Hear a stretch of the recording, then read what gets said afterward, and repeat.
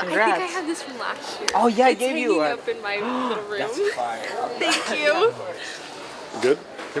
Courtney, you had the fastest personal best coming into the field. Did you expect that the race would unfold like the way it did tonight? Yeah, I mean, I think there's so many talented women, and I think this year everyone getting on the line, we all had an equal opportunity. And, you know, I think magical things happen when you're here, and especially this, as the Olympic trials, it only happens every 3-4 years, you know. So I think anything can happen, and everyone has an equal chance when you line up on that line. And Annie took it out in 3K and 3 flat, or 1K and 3 flat. Yeah. What was your reaction when you were hitting that? Yeah, I mean, I personally didn't go with her. I think having a lot of international experience from the last couple years helped me see, like, okay, I kind of know what's going to be my best race strategy, and not going at that pace is going to be the best thing for myself. So I just let that go and then started to wind it down from there. Courtney, how just special is it when you, I mean, not only you, but the first 9 women PR? Yeah. They're all now in the top 18 in U.S. history, and that's in a race where the top 2 women weren't even, you know, in U.S. history aren't even in. Yeah. Like, how special is that, like, you know, obviously much credit to Annie Rodenfels, but everybody collectively raised the level of the group. Yeah, I think something that is really cool to think about is, you know, 3 years ago, like, I came here and I was just hoping for the chance to be a dark horse and make that Olympic team, and now I can go and I can lead almost every U.S. woman to a PR. And that's something that's special, and I feel proud of the strength and how far I've been able to come over the last 3 years. And you know, American steepling for the women, we're starting to make our marks again, and it's, you know, not just one, it's not just 2, it's everyone's here to raise the bar, and it's fun and special to be a part of that. Courtney, there were 5 women still in contention with 500 meters to go, if not closer to maybe 450. Yeah. In those moments, how are you just positioning yourself and making sure you're staying clean over the barriers? Yeah, I think that's the trick of the trade with the steeple, is you have to respect every single barrier and every single water jump. Yeah, with 300 to go, I really relied on my training, and I knew that we had worked very hard to make sure that I could wind down the last couple laps and really kick the last 300. So it was crazy to see that there were so many people still there, and it's fun, it's exciting, but yeah, it was definitely fun last 300 meters. Yeah, definitely eventful. You know, we mentioned the time, but yeah. You know, for you, like, what are the emotions like coming away as a future, well, soon to be Olympian and running such a fast time? Yeah, I mean, I'm really thrilled with that. That is, you know, it's a new PR after the last 2 years, and you know, something that I really thought about from last year is, even though I never got that PR last year, I never got that race for myself, the fruits of that labor were not done in vain.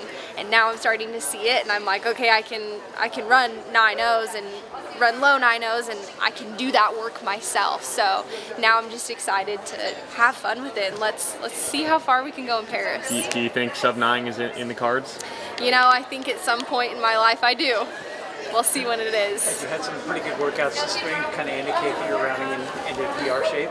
Yeah, I mean, yeah, I knew that, and I also knew it was going to take 9.0s to make that team, and so you know, I've worked really hard on getting a lot of strength and, you know, working on that barrier stuff. So a lot of women seem to think it would take 9:10 to take sub 9:10 to make the team, but I think if you told someone at the start of the year there's not going to be an Emma Coburn or Courtney Ferris, and it's still going to take 9:07 to make the Olympic team, how did we get to that point in U.S. steepling? Yeah, I think you know, we kind of talked about it, that everyone's ready to elevate, and you know, I love Courtney and I love Emma, and they have paved such an incredible path for American women's steepling, and so all credit to them. But you know, sometimes when things happen and it feels like there's all 3 spots are always wide open, but when it starts to feel like it's more of a reality for everyone, you know, when one star falls, another rises, and so I think it allows other people to be able to step up, myself included, and so you know, and I think it just elevates it and it makes it fun. And you know, it's exciting for the future of this sport, and we're starting to see a new wave of American women steepling, and I'm excited, and I'm excited to be a part of it. In that respect, what am I going to do to celebrate? Pizookies at BJ's, that's tradition, so. Courtney, in that respect, like, I mean, I know how much it meant to you just to get the first one, and I mean, obviously now this is the first Olympics, but do you allow yourself to say, like, you know, I'm a fixture yet at this level? I mean, like, the consistency is indisputable. Yeah. It's funny because coming into this race, I was like, I'm 25 years old, so I'm relatively very young, especially in this sport, but coming in, I was kind of the veteran, and that's a weird, unique feeling, but there's a lot of comfort in that. And you know, like I said, last Olympic trials, I was just like, oh man, if I'm really patient, maybe I can click that third spot, you know. And now it's like, I'm gonna go lead and I'm gonna make this honest, and everyone's gonna have to PR in order to make that team. And so yeah, there's a lot of confidence in that, and it's just crazy to see how far I've come personally, and so I'm just excited.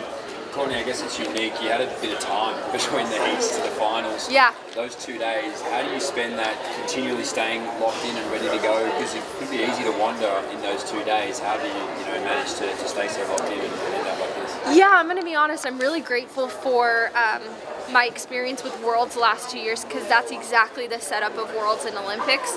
And so because of that, I've kind of learned what I need to do for myself mentally, and really relying on the experience of that. And you got to allow yourself to not think about prelims once they're done, and you also can't think about finals. You got to just be a regular person for a second and do what you got to do. And everyone might do it differently, but that's what I've learned works for me. You're an Olympian now. Yeah. If you could say anything to little Courtney, the girl who maybe always dreamed of this moment, Yeah. to young girls out there that are watching you achieve it, Yeah. what would you have to say? I would say keep believing in yourself. And obviously, the goal was always to be an Olympian. The goal is always to do the best that I can. But the win was getting to that line. And that will forever be the win for me. And I know for myself, I have gone through a lot of hard things, as have a lot of people, but I wanted to make sure that I was doing it for those young girls, that you can do really hard things and still achieve great things while going through hard things. And I would just tell little me to keep believing. And the rewards, they may come, they may never, but keep believing. That's always the worth it. That's the number one thing for sure. Shout out Davis High. Yep. Congratulations. Thank you. Thank you guys.